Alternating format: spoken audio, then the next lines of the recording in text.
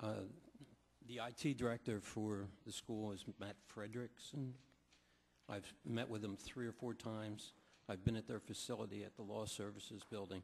They have racks and racks of servers. This system that they're talking about putting up would be a passive system. No one's going to see these images there.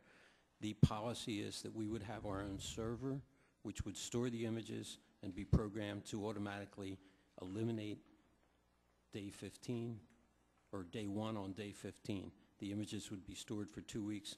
No one's looking at them. There is no retention of these things. To get into that facility, you need there are multiple layers of security. Matt Frederickson is the only person who goes into the server room. He's the only person that would have any access whatsoever.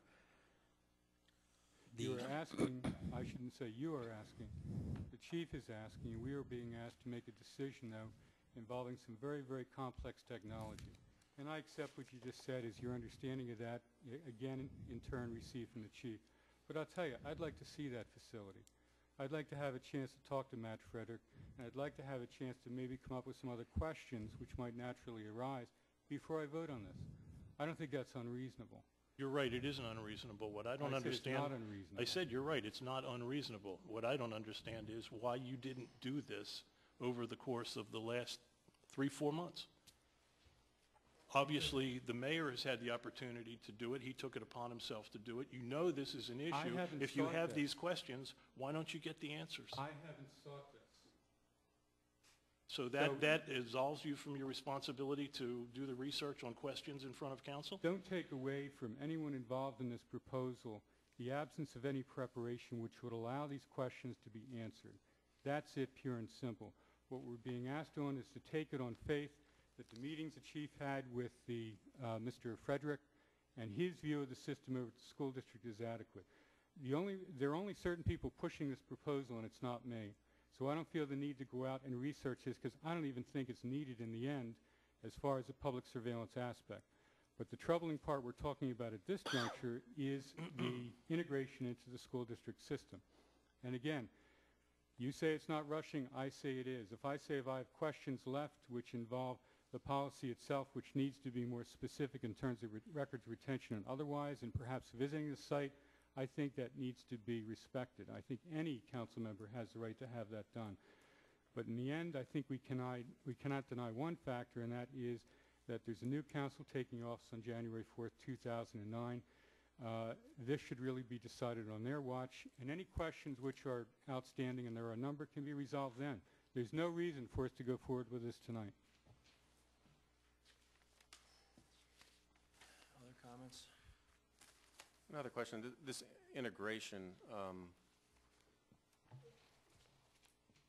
that also allows access to other Council Rock cameras, such as the one on this building. Is that correct?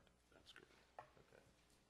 So, you know, it's not just the integration of the cameras in, as Mike terms it, our real estate, the police department and Borough Hall. It's access to the camera out here. Yeah. Okay.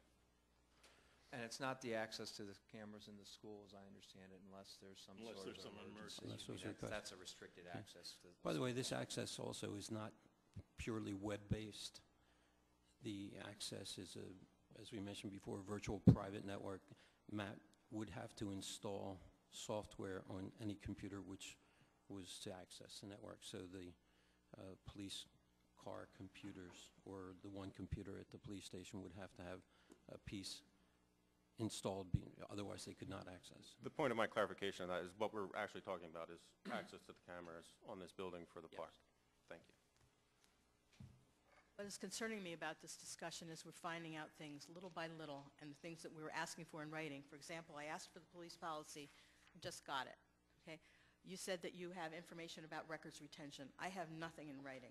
I didn't know about the 14-day anything until the police chief mentioned it at the last meeting we had. Oh, by the way, their images are stored for 14 days. Nobody looks at them. We're getting little pieces, piece by piece. What we need is to have this information together in writing, a proposal. If the school district is concerned about having an integration with our police department, they should be coming to council and saying, here's what we want. Here are the parameters. this is what we need, this is how it will operate, this is what it does for you, this is what it does for us, here is how we administer it. This is what the costs are. All those things in writing, and that person would come and be able to answer questions that we have.